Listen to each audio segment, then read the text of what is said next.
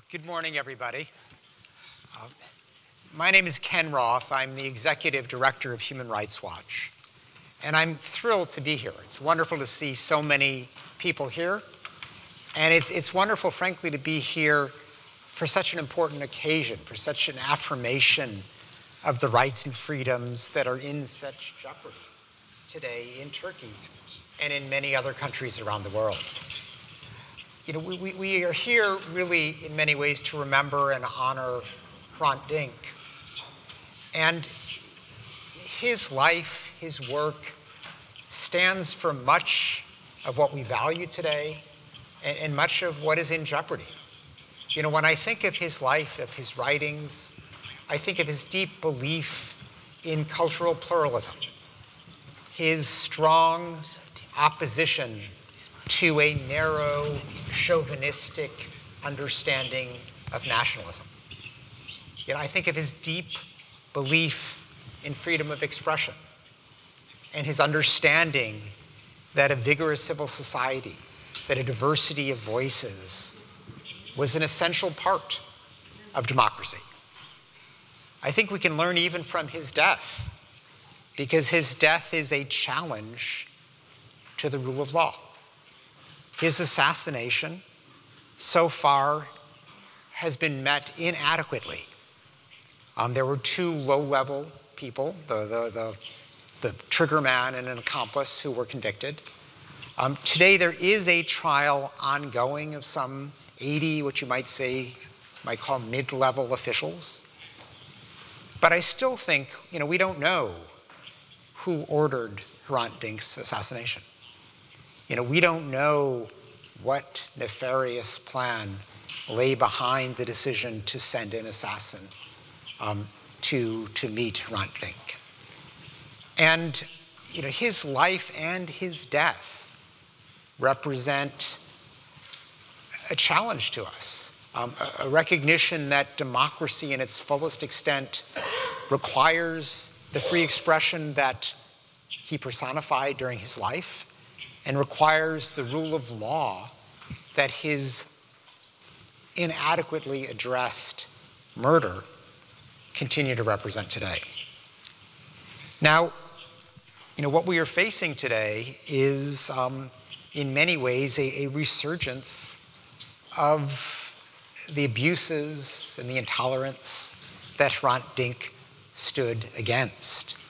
You know, we see a new anti-Kurdish sentiment, a sentiment against various ethnic minorities, whether the Armenians, the Alevis, the Kurds, or what have you, even the Syrian refugees. We see a closure of the independent journalism that Hrant Dink represented. You look around and the great independent critical media for which Turkey was rightfully proud, they're disappearing. They're being attacked left and right by the government. We see an undermining of the independent judiciary that we are going to need to answer other crimes, not simply Hrant Dink's murder. But we see the dismissal of judges, an utter compromising of an independent judiciary. Even after the emergency, we have 3 more years now in which basically judges can be released, be dismissed at the will of the government on the basis of vague allegations that they somehow were Gulenists or somehow were distrustworthy. So, you know, I see this award that we're here today to commemorate as being part of a critical struggle. And it's a struggle, you know, for the future of democracy in Turkey, but it's also a struggle that is a global struggle today, because this newfound love for authoritarian governance, this embrace of the strongman, this undermining of liberal democracy, isn't just happening here. It's happening in the United States. It's happening in Hungary, in Poland, in India, the Philippines, in Egypt. And you can go on and on. Sadly, there's a growing list. So what we've gathered together to do today is to, I think, reinforce the values that animate us and to recall and remember that what we do here needs to be done in many, many countries today if we are going to maintain the importance of human rights and democracy as ordering values for human political society. So with that by way of introduction, this immediate panel has been entitled Seeking Justice Against All Odds. So, a hint of optimism in there, but a bit of despair too, to pick up on what Catherine was just talking about. And these are challenging times for justice. There's no question about that. If we look at the international level, the International Criminal Court, which is just marking its 20th anniversary, it was supposed to be, a new moment for the cause of justice. But it is facing challenges of its own. There was an effort led by a number of African despots and tyrants to orchestrate a mass African withdrawal from the International Criminal Court. Fortunately, that didn't work. Only one country in the end pulled out. That was Burundi. And it tried to close the door just before the indictments came. And I expect the indictments will soon be there. But we see, Philippine President Duterte now threatening to withdraw for fear of being prosecuted for his sponsorship of 12,000 plus summary executions. We see John Bolton, who has built a career around hatred of the International Criminal Court and has managed to parlay that into being Trump's national security advisor, giving a speech earlier this week where he basically declared war on the court. And anybody who supports the court in having the audacity to prosecute America for the torture that was committed under Bush but has never been prosecuted, they are going to be attacked by John Bolton and Trump. These are the kind of enemies that international justice has. But, it's not working. I think that, Trump's attack on the court is perhaps the greatest gift it could expect, because who wants to be on the side of Trump? And I see, already a number of governments stepping forth and reaffirming the importance of international justice, recognizing that impunity is the foundation on which mass atrocities occur. And I expect the International Criminal Court itself to do its part. So far it has focused exclusively on Africa, but I expect new investigations, formal investigations, to be announced for Palestine and for Afghanistan shortly. I think we may see actual charges in the case of Georgia, the South Ossetia conflict. So things are moving forward, if perhaps more slowly than many of us would have hoped. But here in Turkey, the problem of impunity is rising again. The judicial system has been deeply compromised, particularly since the coup attempt of 2 years ago. And, under the guise of ridding the judiciary of Gulenist sympathizers, we are increasingly seeing a judiciary that may be unwilling to stand up to the government, even if it returns to some of the dirtiest practices of the not too distant past.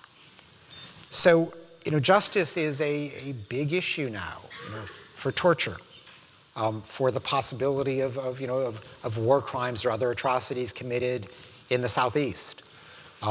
There may be more military action across the border in Syria.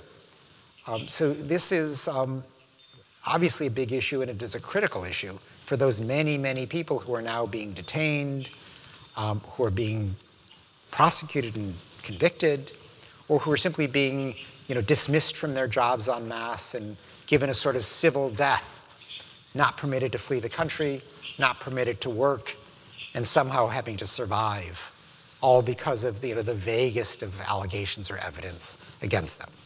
So it's against this difficult backdrop that we are honored today to have, I think, two real lions of the Turkish human rights movement with us today. And I'm deeply honored to be able to introduce, first, just immediately to my left, İsmail Beşikçi. I hope I'm doing justice to the pronunciation, but who personifies the belief in writing on difficult questions and paying the price for it.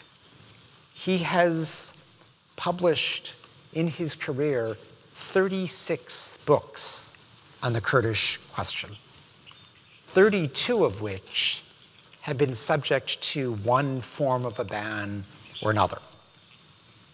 And he's suffered not just censorship, he has suffered with his liberty.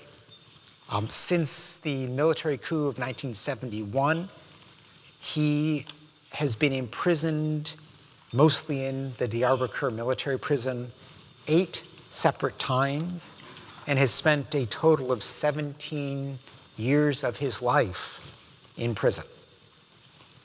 So he is someone who really, I feel greatly honored to be sitting next to, but who has demonstrated enormous personal sacrifice with his career in order to bring to light a minority that continues to face persecution and continues to suffer. On the far side of this panel, we are joined by Şebnem Korur Fincancı, is that right? Okay. Something like that. Who is a real pioneer in the fight against torture. She is a member of the medical faculty, and in her capacity as a forensic medical specialist, has really been at the forefront of our ability to prove that torture took place and to establish what have become the globally agreed upon procedures for documenting torture, what is known as the Istanbul Protocol. And these are procedures that are now used every place, but that have brought a degree of scientific precision to the ability to show that somebody was tortured. And of course, this kind of evidence is absolutely critical if we are to break through the impunity that enables torture to survive. A particularly important point as we see perhaps a revival of torture. I do want to mention that there was supposed to be a third panelist here, a representative of the Diyarbakir Bar Association, and I understand that he has to send his regrets for health reasons. He wanted to be here this morning, but he's just not feeling well enough to join us, and so will not be with us today. But let me, Ismail, if I could begin with you. Let me ask you to maybe say a few words about what you see as the state of free expression today in Turkey. It is clearly facing a difficult moment, and perhaps you could also talk about the cycle, of, again, on a downward trend of the treatment of the Kurds.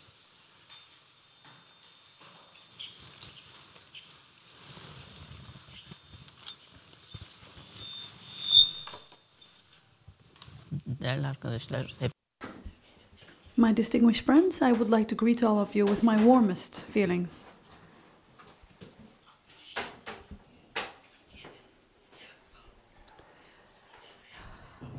The political and social life in Turkey for the past 60 years, what do they show us? What do we see? Here is what I see. The Constitution of 1961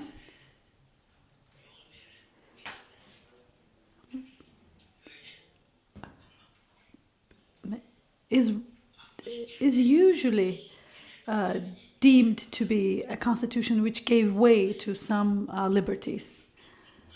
Until 1970s, this constitution was in place, And it was criticized, the constitution was criticized to be too free, to give too many freedoms to Turkish people.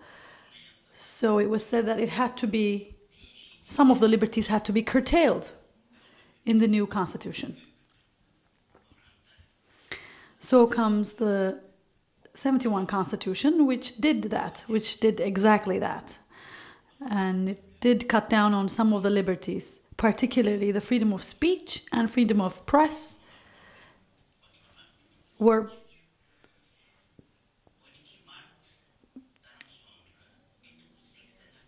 were cut down significantly. And then the constitution was subject to more change in the field of freedoms, and all the amendments, all the changes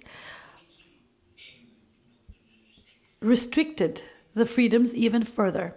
With the coup of 1980 came a new constitution, which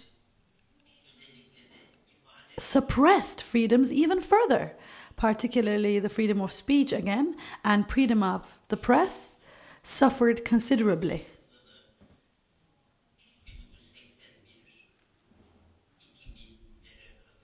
This came into force in 1981, and all the way into 2000s, this constitution was also subject to many amendments.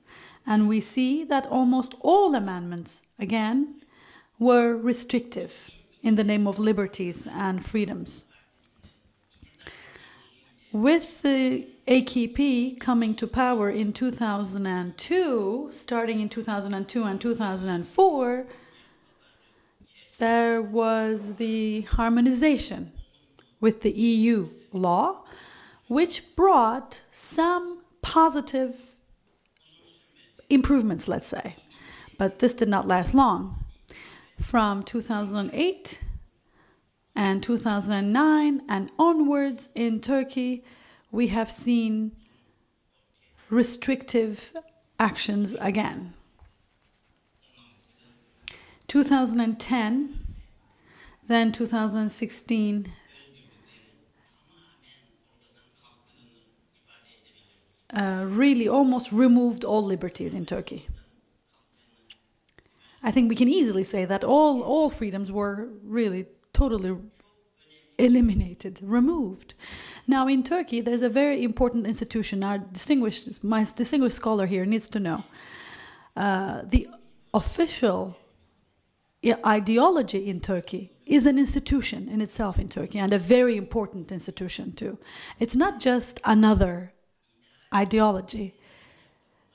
It encompasses the administrative and criminal actions, institutions of the government. If you do not embrace it as it is dictated, if you go so far as to criticize it, it means that you will be subject to criminal proceedings.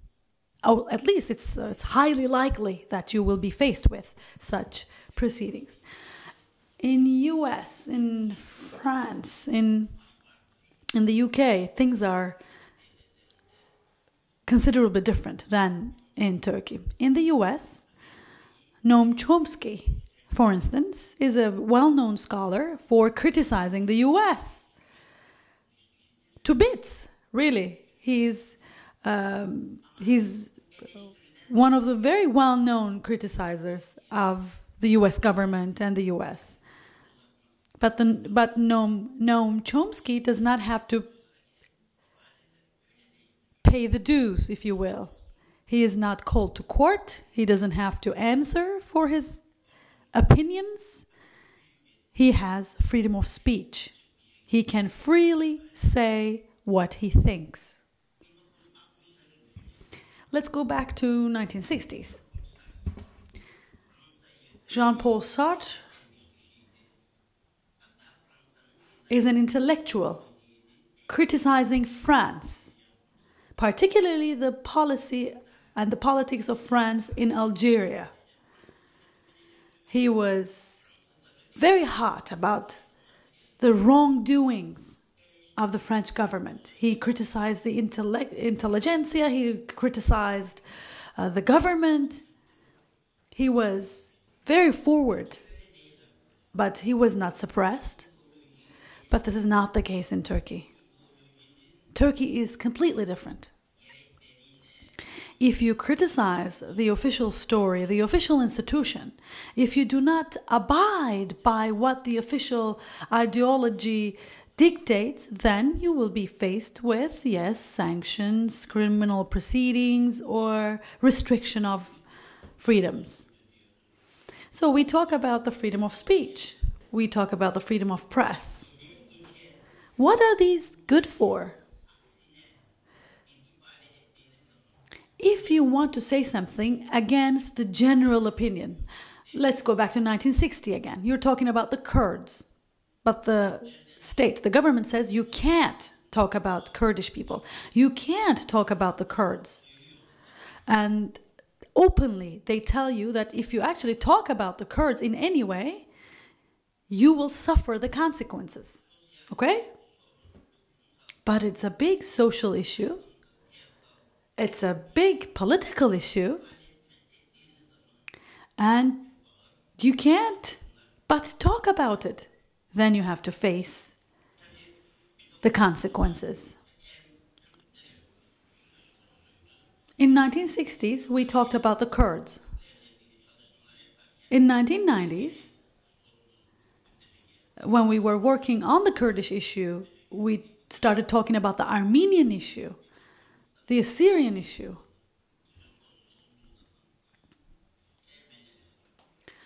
And today, again, when we talk about the Kurdish issue, we talk about it, we talk about the Armenian issue, the Assyrian issue in Turkey, the Alawi issue in Turkey. You see, it's like they go all together. But in Turkey, again, the official ideology is an important institution. It's actually the most important institution of Turkish politics. But you don't see the name of this institution anywhere. The constitution doesn't talk about it. There is no regulation that talks about this institution. But there is this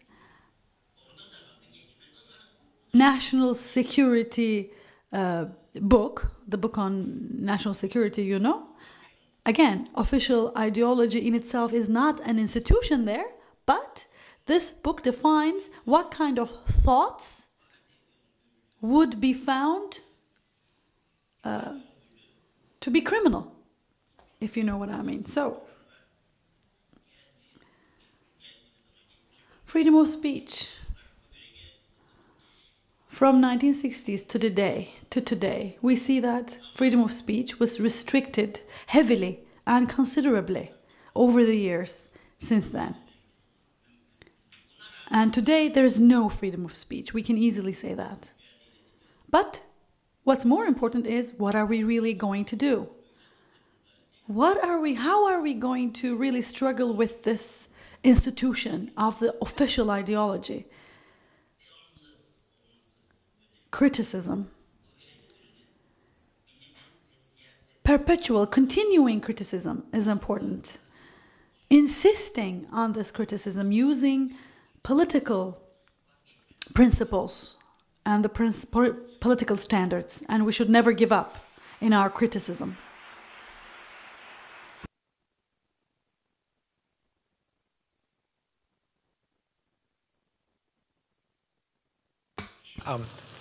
Şebnem, let me ask you just about the state of torture in Turkey today, because, at least, those of us who kind of watch from afar know of torture as being a kind of a profound problem that epitomized Turkey's security forces for many years. Then it seemed to get better. There seemed to be real progress. And suddenly, my impression is that there's a resurgence, and that, the police are holding people longer, that there's less judicial interest in torture. So I'm just wondering if you could sort of, since you've been working on this for so long, give us your sense of the state of affairs with respect to torture. Teşekkür ederim.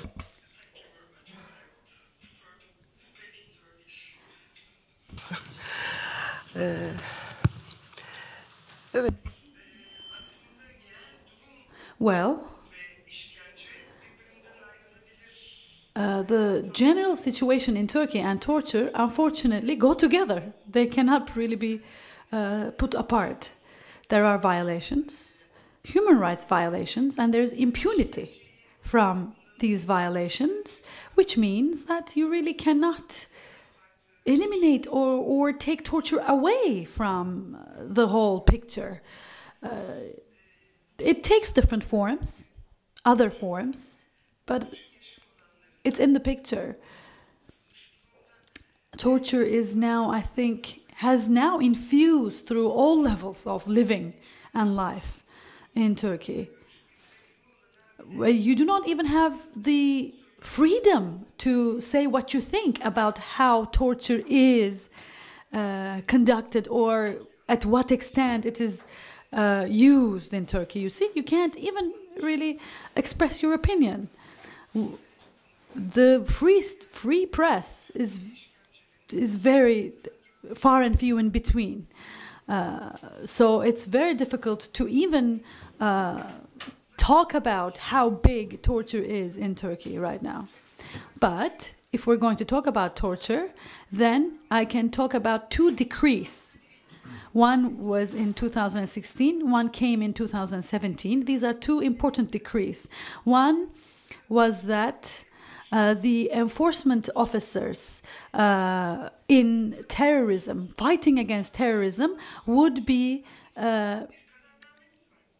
immune from punishment, immune from prosecution. This came in 2016. And in 2017, even civilians were included in the same decree. So civilian paramilitary people, even in case of violation, would be immune and would have impunity from any prosecution, provided that their fight against terrorism or terrorists. And in the criminal law in Turkey, in 2005, there came a very welcome amendment. There was a definition of torture, and that definition was really a very wide definition, a comprehensive one. And we were happy as activists. We were happy to see such a definition, because people think only physical torture is torture. So it had a wider definition. And this was Article 94 in the criminal law. But can you now prosecute based on that article? It's now very difficult. Only 47 cases were filed based on Article 94.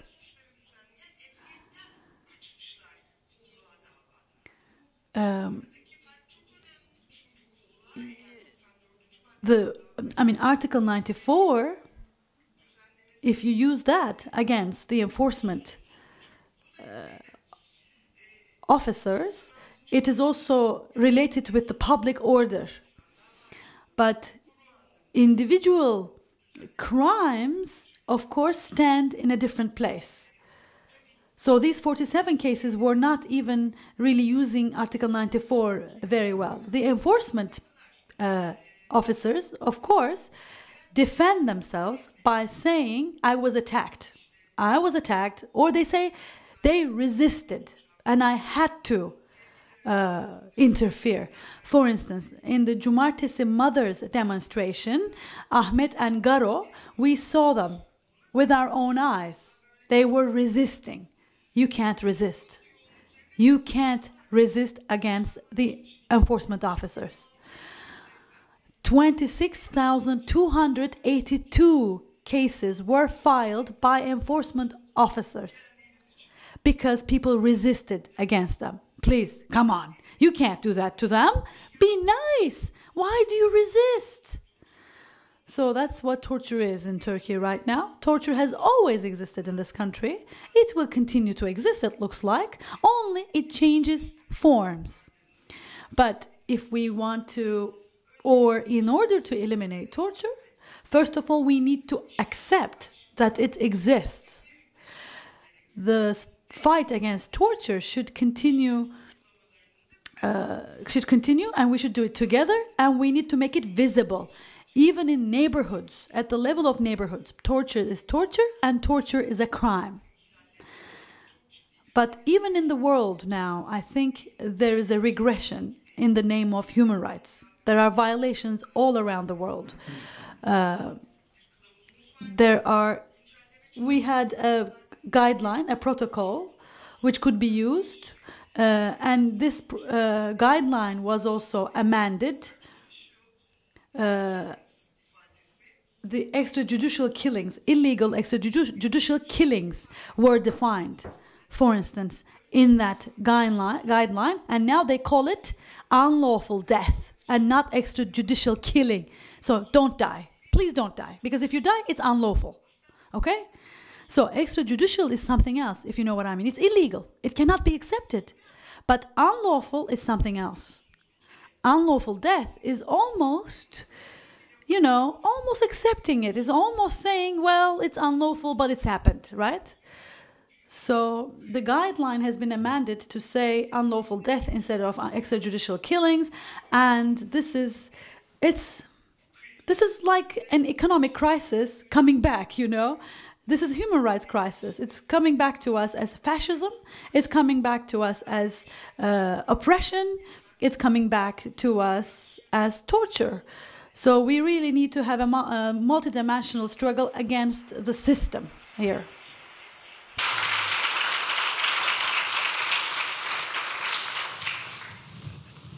Listening to both of you, you both, in different ways, made reference to the official ideology. Ismail, you talked about how it's almost an institution. And although, from my somewhat uninformed perspective, that institution seems to have changed over time. The initial ideology was maybe Kemalism, secularism, and that's not the official ideology anymore. It's in a sense more, I think, anti-terrorism, to come to, Şebnem, what you're talking about. And if you're fighting terrorism, you get impunity, you basically get to act above the law. And I wonder if, am I correct that this is the new ideology with, of course, terrorism understood very broadly, not simply, the older definition that it was the PKK, but now the new definition that it's, anybody vaguely associated with the Gulenists. Has that come to dominate the government ideology? And what's the dangers of that with respect to license to torture, license to imprison, license to censor? Is it for me or? Either. Evet hocam. Arkadaşlar,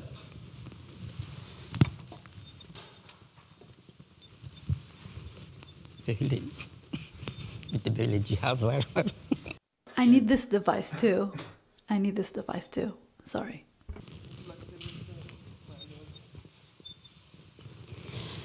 Arkadaşlar 1990. My dear friends, until 1990s in Turkey,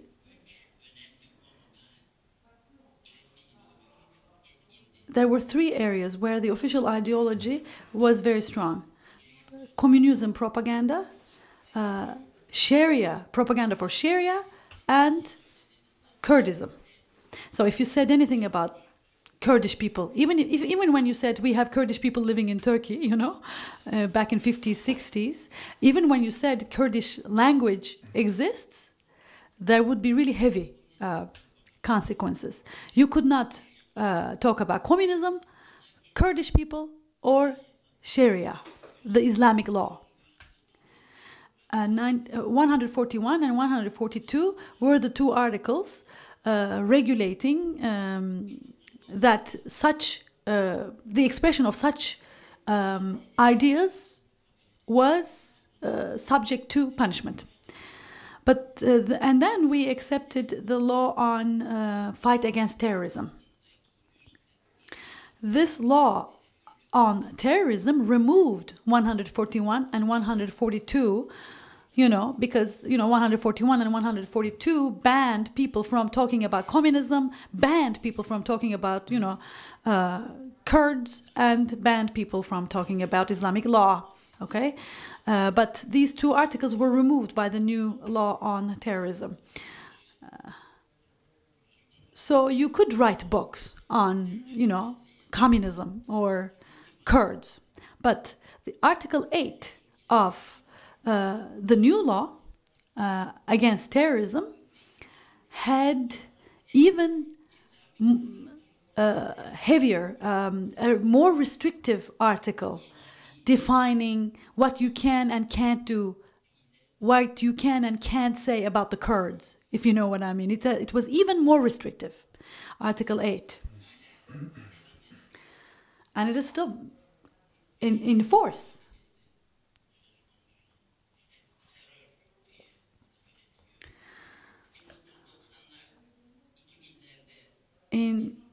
From year 2000 and on, in 2000s I think, there was an amendment again expressing your ideas about Kurds, Kurdish language, or Kurdish broadcasts. These were no longer subject to penalty. These were no longer considered to be crimes. But in many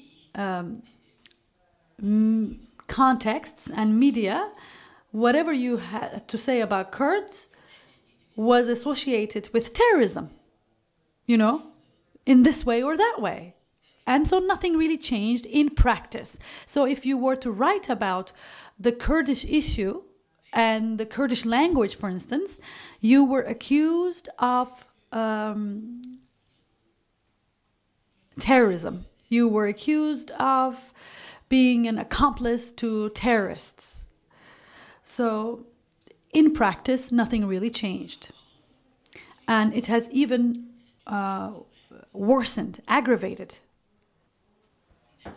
And it has always, therefore, remained at the top of the Turkish political agenda. So, distinguished professor,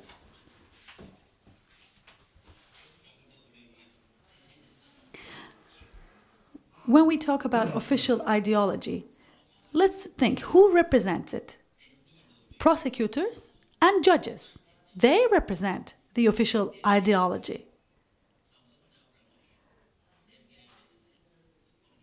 These institutions enforce you to act according to that ideology, right? Let's say that you're criticizing official ideology. Let's say you're talking about Kurdish people and their rights. What does that mean? This means that you do not have, you're not thinking in the same way with the judge or the prosecutor. The prosecutor or the judge, as the names imply, they will defend the official ideology. You, by talking about Kurdish rights, you are criticizing the official ideology. You're criticizing that judge and the prosecutor. So you're not of the same mind with the prosecutor and the judge. And therefore, you're in the wrong, okay? Therefore, you're punished. That's how it reflects on the judiciary. You're not thinking in line with the prosecutor and the judge of the Turkish Republic, and you're faced with heavy sanctions. That means this is how it reflects on the judiciary, is what I'm trying to say.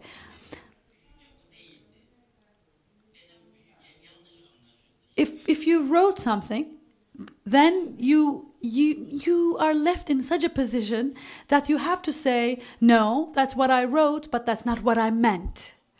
The people misunderstood me.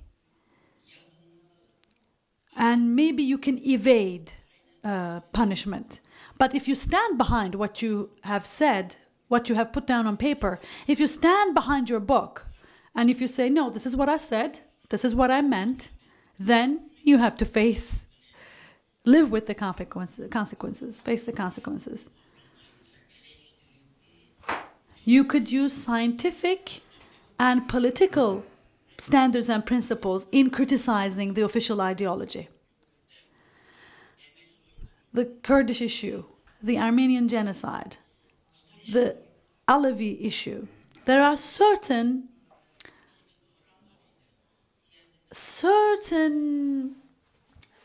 ideas that the official stories about these as well, around these as well. If you continue to criticize the official attitude, you just need to do it scientifically, you need to do it based on political standards, and you need to do it without ever giving up.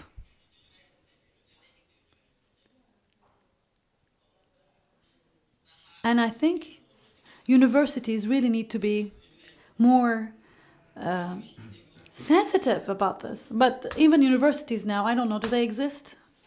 In the past they didn't. Now today do they exist? Well, I'm still working. I'm still there and kicking. I mean, I don't know why they have not gotten rid of me. Yeah, yes. We still have a couple of friends here and there. Well, the prosecutor and the judge, they are the defenders of the official ideology. That's what you said. And it made me think, now last week, the hearings for the peace petitioners started again. In the first session, the judge asks this question: Are you against aggression by state? Are you against the doings of the state? The judge asks this question he's completely he's like, he can't accept it. He's like, how can you be against aggression if it is by the hands of state? He can't accept this. You see? So yes, the very strong structure of state that Turkish people established after being nomadic for so many years. You know, they came, they established state, and the state therefore is omnipotent, is strong.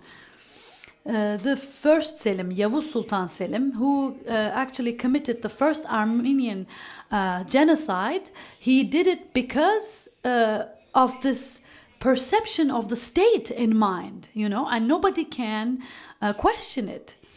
And state, yes, who is a terrorist? Who is a terrorist organization? The state has very clear-cut demarcations, definitions. Starting in 1980s, I have become a member of many organizations. Many of these organizations were leftist organizations. I'm an anarcho-communist, and I'm not embarrassed to admit that, to say that. But I've been a part of many other organizations. I was a part of an Hezbollah organization, for instance. And now probably they call me a FETÖ'cü. You see? I could be an Adnan Oktar disciple as well. Do you know what I mean? And there are some organizations, leftist organizations, who never even shake hands, but I was a part of them. And in 1980, I was a part of an organization, according to the government, okay, which was not even established until 1994, if you know what I mean. So the state, the government, always looked at me like this. I was always a part of an organization that the state didn't like, okay? And now I'm one of those again, you know. Yes, the state has very strict definitions. Turkey is not only governed by the government, you know, is not ruled by the government. Diana Ortiz has this book called The Blindfold's Eyes. I could not yet finish it. I'm reading it right now. It's a book on torture in Guatemala, and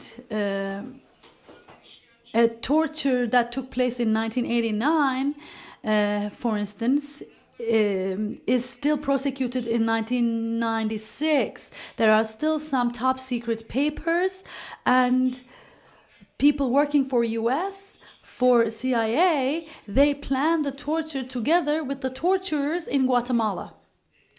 In this book, you read all about this.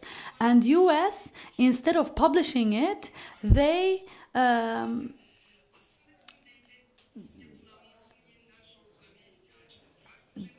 actually smear it, if you will. They run campaigns to, lose its reputation. So what are we really looking for? Are we going to fight with this monster, this growing monster, or are we going to have this togetherness of organizations to work together and fight against this monster? And we should also redefine terror in this vein, because we can see that violations, human rights violations, increase because now everything is considered to be terror. A terrorist, yes, unleashes terror and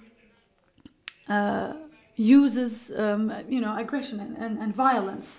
So let's look at these definitions again, and let's try to fight against these monsters together. I wanted to, we're running out of time here, but I wanted to pick up on Catherine Sicking's comments from her opening remarks, and talk a little bit about the continuum between hope and despair. And Catherine talks about how maybe the human rights movement is at fault for we're at fault for stressing the negative. For us, the glass is always half empty. And maybe we should sometimes say it's half full and show that you can actually get things done. But I think that we are privileged to have two real veterans of the human rights movement here. And Şebnem, you have, in a sense, been dealing with your professional life with almost the worst of humanity. You have the government taking somebody in custody, utterly helpless, and torturing them. And you've devoted your life to trying to remedy that. İsmail, you have persevered despite paying an enormous price with your liberty, with the government effort to discredit and to censor your work. And so I think, as we do enter a difficult time in Turkey, I think we could all benefit from hearing, how do you persevere? How do you get up in the morning and maintain sufficient optimism to keep fighting? And I'm wondering if both of you could answer that question for us.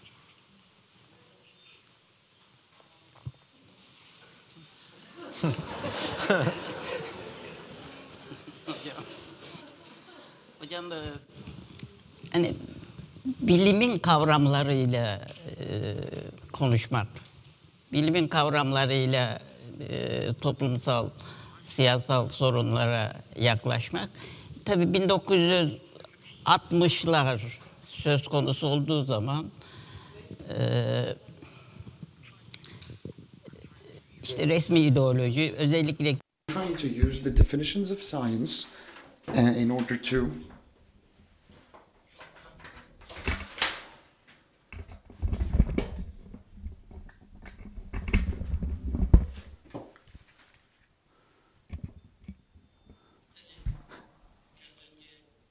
I'm trying to use the definitions of science in order to keep up this movement alive. We were talking about the universities, but in the 1970s and 80s, the universities were not also there. They were there, but they were not, because the state already banned the discussion of certain concepts and topics, primarily whatever happened to the Armenians in 1915. This was a question that you could never ask in the 1960s, 1970s, and even before then, you would not be able to ask such questions in universities. You couldn't query what happened to the Armenians in 1915. What happened to the Armenian properties? Where are those lands? Where are those homes? Where's that wealth now? universities are the places, as the name suggests, should be dominated by the freedom of expression and free thought, which would enable you to ask these questions freely. You need to be able to express your thoughts and your opinions freely and independently on social matters, on other critical matters. However, the universities always have restricted freedom of expression. In the 1970s, you couldn't speak about the Armenians, you couldn't speak about the Kurdish descendants. Whatever happened to them would be out of the question for any debate or any discussion, or else you would face sanctions.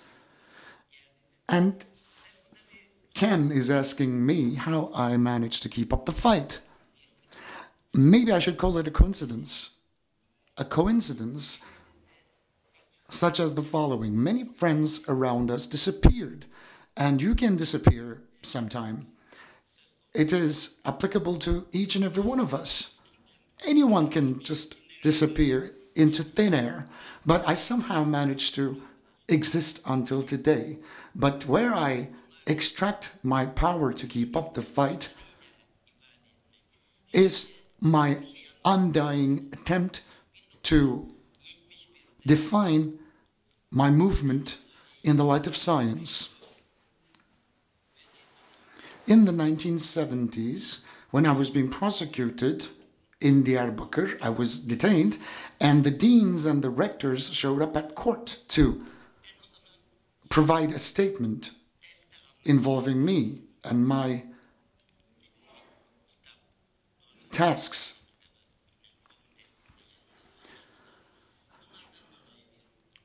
I was writing at a forum journal at that time, and my articles were the main objects of this litigation.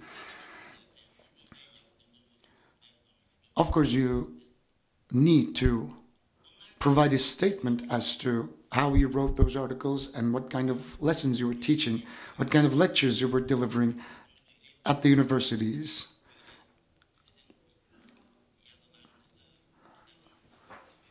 And I was always being labeled as a traitor because I was talking about the things that I was talking about.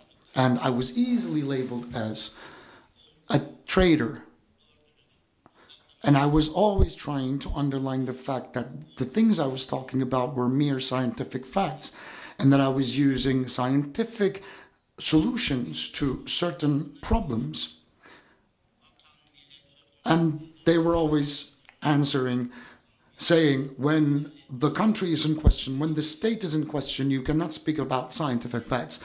You cannot speak about freedom. You cannot speak about universities. Of course, the universities were not there at the time. In 1982, YÖK was created, the Higher Board of Education.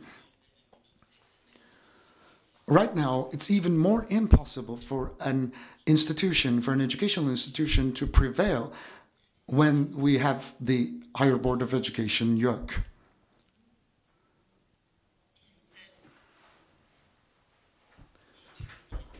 I'm finding refuge in my scientific approach to phenomena.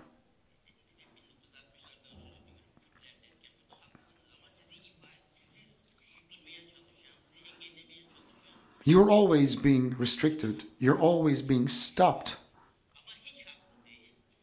because you are facing enormous powers. They're not right, but they are so powerful.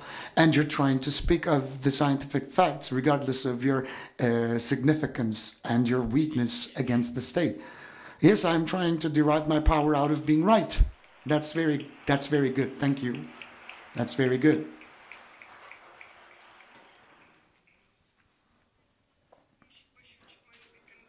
There are different coping mechanisms with trauma, with attacks and assaults. There are not many different coping mechanisms that you can resort to. For example, vengeance is a tool that you can use, but when you avenge certain things, you find yourself in the shoes of your adversaries, your enemies. That's why vengeance is not a satisfactory process, or it doesn't mature you. Or you can choose to obey your oppressor. You can choose to be a part of that oppressor's organism. But it's defaming and it is embarrassing because you cannot face yourself in the mirror. And there's another coping mechanism, which is briefly about fighting for the rule of law and for justice. And you're trying to shed a light on these injustices that are occurring on a daily basis. Whatever I try to achieve in this life is clearly associated with my job, with my profession, and I'm trying to do my job in the best fashion possible so that the oppressors can be held accountable and mothers can reach to a level of forgiveness and letting go in the face of their adversaries and in the face of their enemies. First, we need to identify what those people did and what kind of damages they have caused. So once we can name the culprits, we can help mothers relieve themselves of a huge burden. They can either choose to let go, forgive, or just mourn for the rest of their lives. But first we have to find who the perpetrators are. I know that when you are speaking of science, your eyes are brilliantly sparkling. And it is the same thing for me. The more I identify the perpetrators of any given torture case, I am feeling very excited. I feel very moved. And I know that I have the power because I am right. And we have to show the way that we're right. And this is something that we're trying to do to convince the public. And I'd like to make an additional remark. Last year, there was a big justice march organized by the Republican People's Party. It was a march to search for justice. But during that march, you could not speak about the Kurds. You could not speak about the Armenians. It was a march for justice, but you could not speak about justice for the Armenians or justice for the Kurds. That was the scale of a justice march. In 2015, people could not go out into the streets at night. Are you aware that those restrictions are still in place? There are 6 provinces such as Lice, Hazro, and other smaller districts in villages and in counties of these provinces. You cannot still go out at night. There's a curfew still. And what happened during those curfews? Civilians and children were murdered, and these are the facts that we need to render visible to the masses, and that's why we wake up every morning to make these offenses be seen and visible.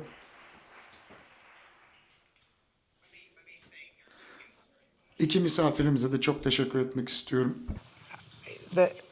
I think when we fight for human rights, we have to recognize that if you look at it from the government's perspective, you know, human rights are, to put it colloquially, a pain in the ass for the government. You know, governments don't like human rights because human rights make it harder for governments to get things done, particularly to cling to power.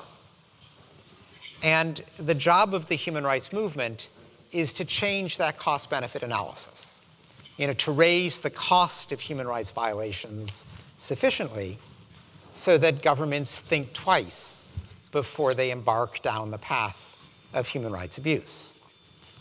And we do that by stating the truth, as our panelists have discussed.